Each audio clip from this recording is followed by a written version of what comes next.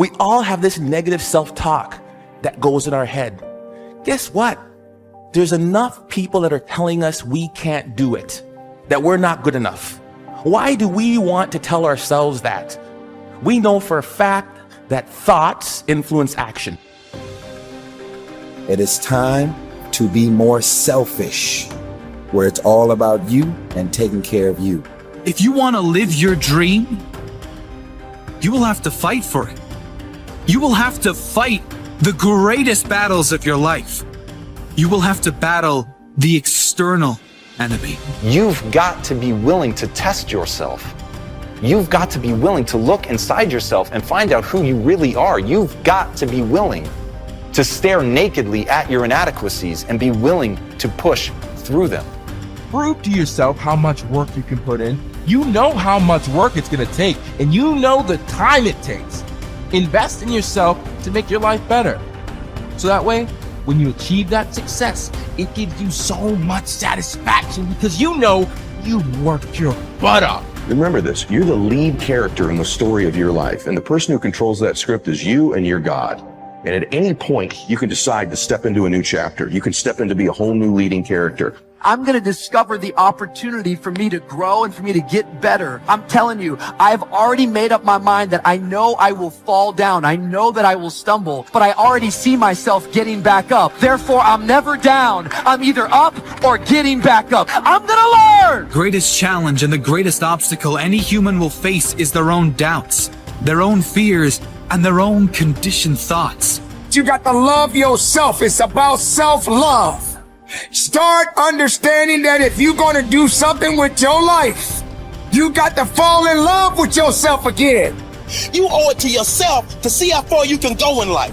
You owe it to yourself to earn the kind of money you want to earn. You owe it to yourself to be the kind of person you want to be, to feel the energy you want to feel, to have the body you want to have from doing the work you know you are capable of doing. You owe it to yourself to feel the pride of knowing you made your life. You didn't get lucky. You worked for it. You sacrificed. When it was hard, you pushed harder. Because you were born to be a beacon of light. You were born to overcome any fear or any fright. You were born to have next level vision and not just sight. You were born with the heart, will, and passion to never give up and fight and fight and fight. The greatest achievements in the world defy logic. They are born from belief. The greatest achievements did not come from someone who saw what was possible and didn't dare attempt better. The greatest achievements came from those who see what is possible, but still believe they can achieve something impossible. Life seemingly does not wish to waste success on the unprepared. Life says, why waste a fortune on this person? They're not prepared to do the right things with it. They're not prepared to use it wisely. If a fortune was bestowed upon this unprepared person, it would probably be wasted. The people that could have been touched won't be touched. What could have been done won't be done because this fortune will have been wasted on the unprepared person.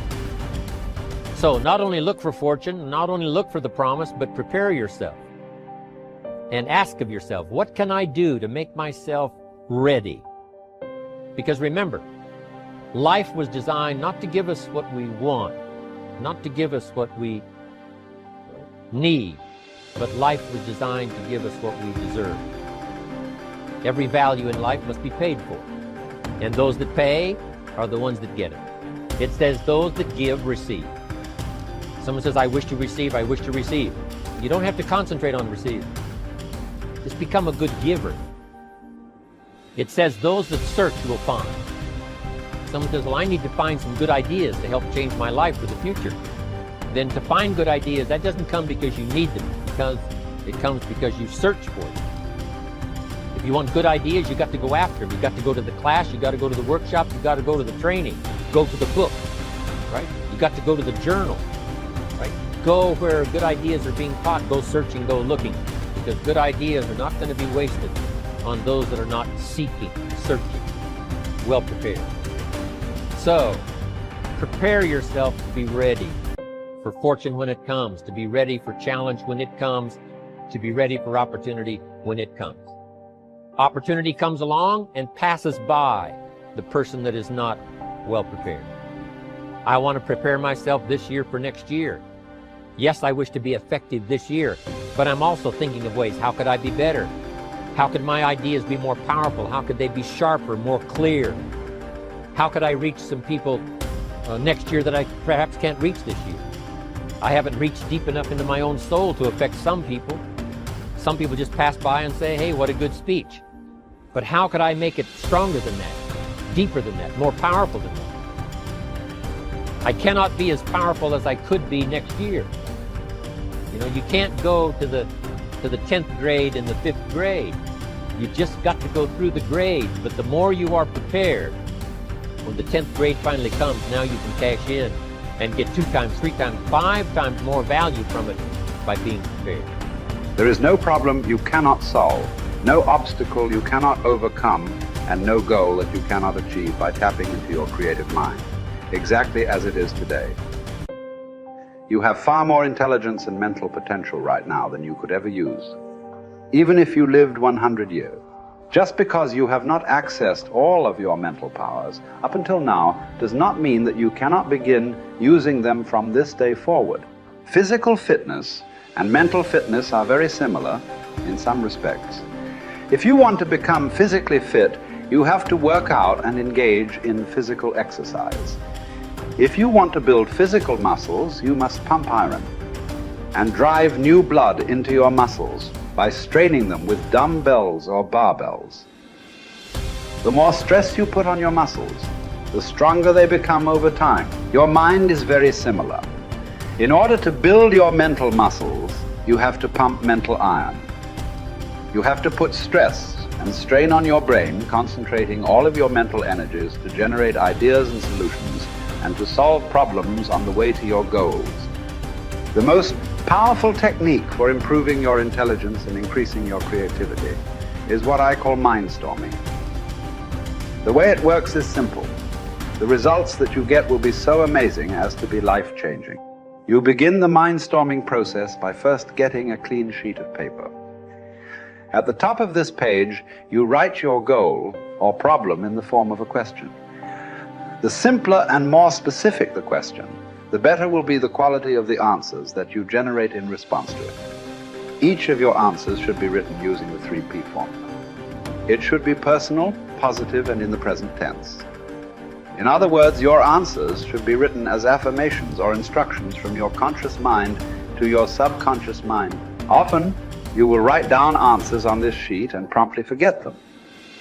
Then sometime later, as a result of superconscious functioning, you will attract into your life an opportunity to put one of your answers into action. Once you have written your question at the top of the page, you then discipline yourself to generate at least 20 answers to that question.